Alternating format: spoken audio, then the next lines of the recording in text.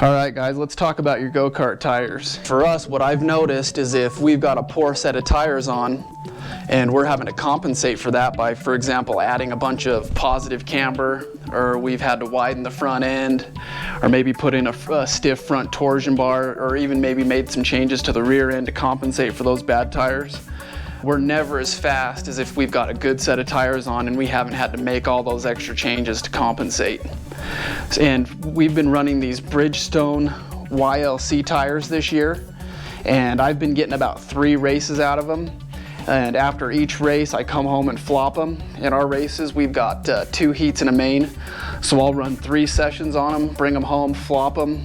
And after about 3 races, that's about all I'll do on those. And then I'll just demote the tire to a practice tire from there and get me a new set of race tires. And one of the key things about your tires is going to be your tire pressure. And your tire pressure is going to vary throughout the day usually, definitely from race to race. So we get out to the racetrack, you know, it's a dirty track, so I'll usually run a little bit higher pressures in the morning than I do in the afternoon once the track heats up and everyone's drove all the dirt off the track.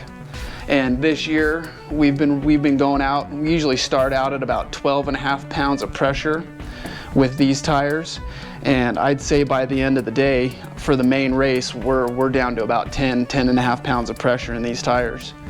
And that's what we've noticed with these. All tires are different. It's just something that you're going to have to get used to basically guessing at, and you'll get better at it over time. So when you're first starting out, definitely make sure that you're writing down what you set your tire pressures at, so you've got a log that you can reference. And that'll go a long way in eventually helping you find where your go-kart likes to run. Every track's gonna be different. Obviously everybody's temperature is different. When we get out to the track in the morning, I'd say, it's probably around, 80 degrees. 85 degrees when we're running these things at 12.5, and this year by race time, say 1 in the afternoon, you know, it's 95 degrees. So we're dropping these guys down to about 10.5 pounds by race time. And to do that, I recommend you getting one of these type of pressure gauges. It's got this little pressure release valve button on it right here, and what that allows you to do is you can just make little fine adjustments to your tire pressures by just pressing that button and getting your tires set to where you'd like them. Makes it real nice and convenient. It's real consistent. So I recommend you getting this style of pressure gauge when you're setting your tire pressures. So with all the research I've done and the advice I've been given over the years, I've come to the conclusion that you want your go-kart tires to raise in pressure throughout your session anywhere between 2 to 4 pounds. So if you sent your go-kart out with 11 pounds of pressure, you run a 15-lap race. When that go-kart comes off the track and you check those pressures as soon as possible, you want that pressure reading to be anywhere between 13 to 15 pounds, which would be 2 to 4 pounds higher than you initially set it. And what I did when we first started out and we were out there for practice sessions, I would send my driver out and I would set the initial pressure, and I'd have him bring the go-kart in after, say, 7 laps. And I would hurry and check the tire pressures, and that kind of gave me an idea on where I needed to be. So if your go-kart comes off the track and you sent your go-kart out with 11 pounds and your go-kart comes in and it's only at 12 pounds, you may want to think about slightly raising your pressure a little bit the next time you go out. And on the other side, say you send him out at 11 pounds and that thing comes back in at 16 pounds, you may want to decrease that pressure a little bit, and that's how you're going to be able to find the tire pressures that you're going to need to run. So being on the correct tire pressure is going to be a big deal for you and your success on the racetrack. If you go out and you've got too much tire pressure, your go-kart might be real quick for the first few laps, but by the end of the race, your go-kart tires are going to be overheated. They're going to be too sticky, your driver's going to be all gripped up, and you're just not going to be running the lap times that you're going to need to be running.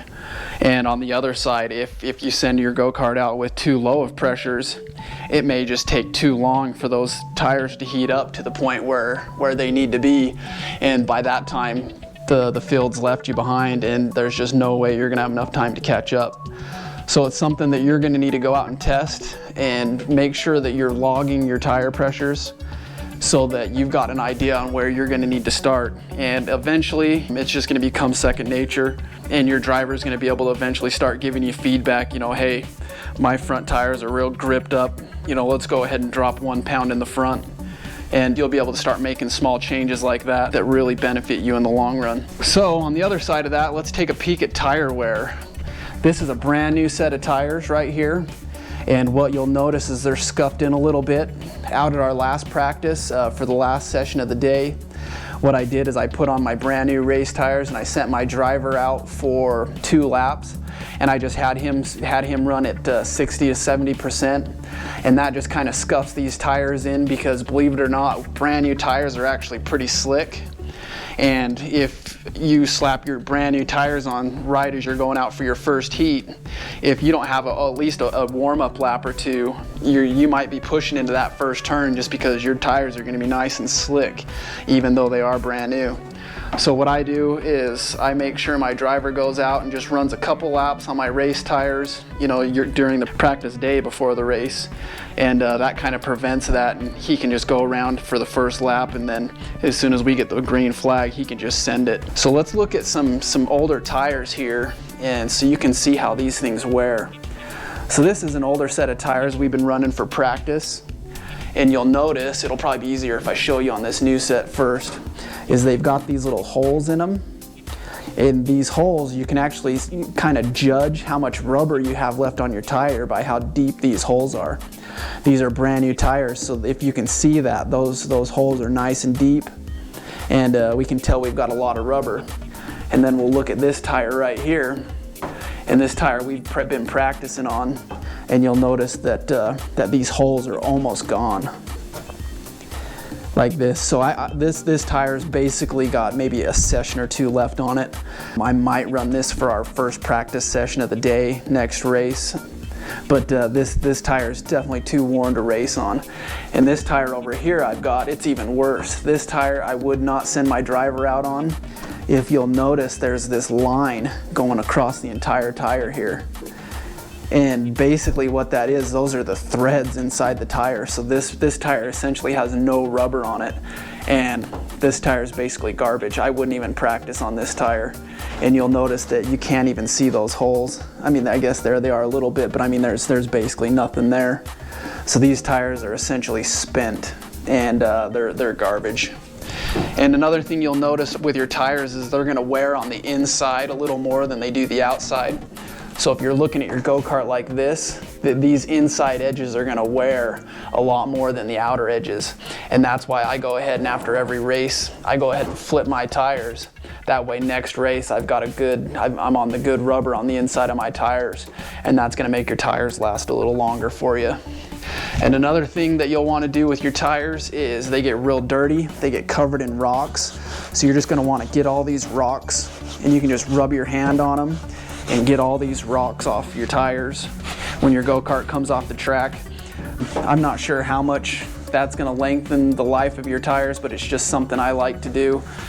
Keeps my tires in better shape, and hopefully makes your tires last a little bit longer for you. And one thing you'll notice is your rear tires usually last longer than your fronts. I've been running these rear tires as long as the fronts, and you'll notice they still have quite a bit of rubber left on them. So your rears will definitely last a little bit longer than your front tires. Just something to keep in mind when you're buying tires. Maybe you just need to buy a set of fronts, and your rear set might last you a few extra races. Okay, so let's talk about rain tires real quick.